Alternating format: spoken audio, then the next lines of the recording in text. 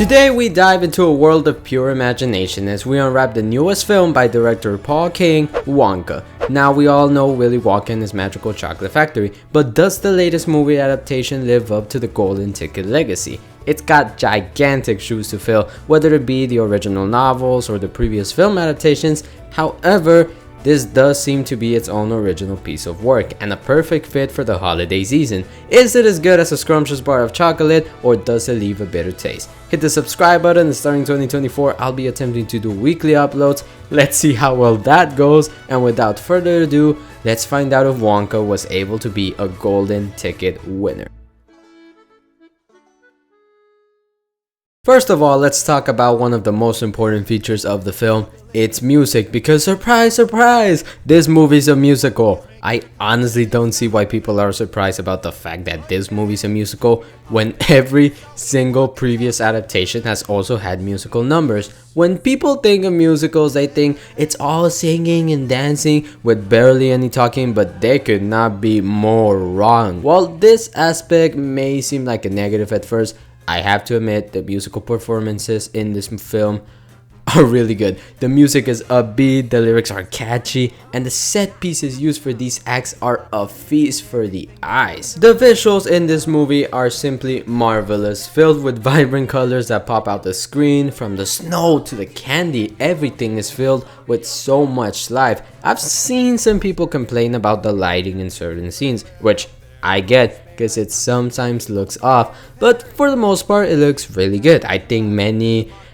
think it looks weird because of how bright the colors in the movie are. Almost everything in this movie looks fantastic, except the CGI. Don't get me wrong, it's not the pool scene from In the Heights bad. However, it really looks off in a couple of instances. You can tell from a mile away the animals are VFX, and this scene with the gallons of chocolate looks fine in the start, but by the end it just doesn't seem right. You can tell what's practical and what isn't, but it doesn't take you away from the movie. If we're talking about a movie about Willy Wonka, we have to talk about the most important factor, Willy Wonka himself. This character has been previously played by the likes of Gene Wilder and Johnny Depp, which I still don't understand how that's supposed to be this guy. Wonka is now portrayed by the legend himself, Motor Controller 360, better known as Timothee Chalamet. I've seen a couple of people saying he's not really acting in this role, which I don't understand at all, because this... Why are you the headmaster and I'm the student? Do you understand? I have to earn your respect, but you don't have to earn mine. What is that?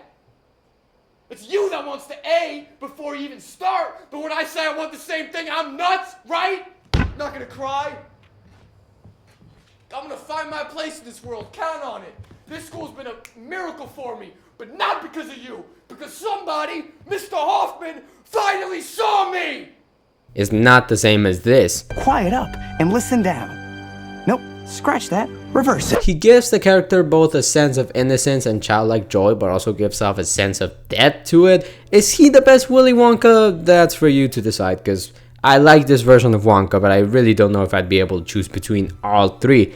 Hugh Grant is the best Oompa Loompa though, we can all agree on that, right? No disrespect to the 2005 one, that actor's still the GOAT. One of the only small problems I have with the film is the comedy. Now, I personally love comedy movies when the jokes are good. There's a couple of well thought visual gags and also some lines that might give you a smile or two, but most of the time the jokes just don't hit. Look, I understand this movie tries to replicate childlike magic, but that doesn't mean you can just make a bunch of really childish jokes and expect the audience to cry laughing, especially in the movie that can actually make you cry for real. Because yes, believe it or not, this movie can get sentimental at times. The whole plot about Willy and his mom is the emotional center in the story. She was the whole reason why Wonka started making chocolate in the first place. Johnny Depp's version explored him and his dad, so it just makes sense that this time we see his relationship with his mom, giving some sort of origin to the great chocolate maker he becomes in the future. While being marketed as an origin story, Wonka is able to hold on its own, mostly because it does not seem like an origin story. It feels more like a side quest before he got the factory. But when you think about it, this does have a couple of elements that explain certain things about his character. Minor spoilers for the movie, but in the film it's revealed that Willy wanted to be a magician, yet he gave up on that dream to sell chocolate, believing his mom would come back that way. She once told him when he shares chocolate with the world, she'll be there with him. I don't know about you, but to me that's just kinda sad. Not to mention, just like Charlie, Wonka and his mom were only able to afford a chocolate bar for his birthday, making the candy special to them.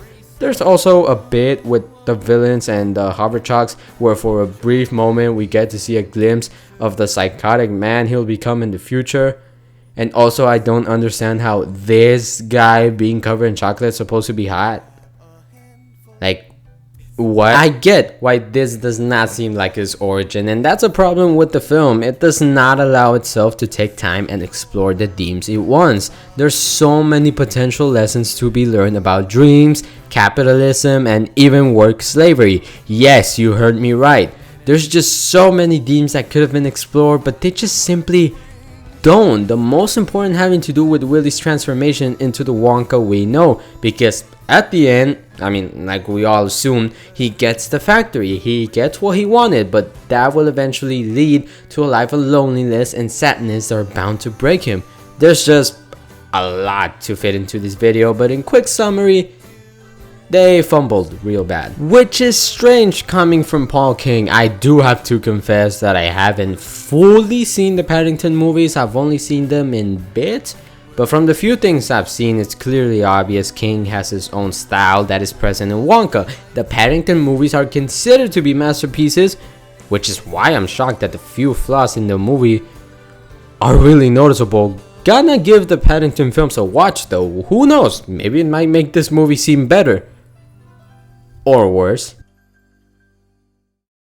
Wonka, while not necessary, is a welcome surprise to the massive year 2023 has been for movies. It has great visuals, music, acting. There's something here for everyone. Despite its flaws, I think we could be seeing a new holiday film in the making. It just has that holiday vibe to it. You know, perfect for a cold day to see it with family and enjoy a world of pure imagination.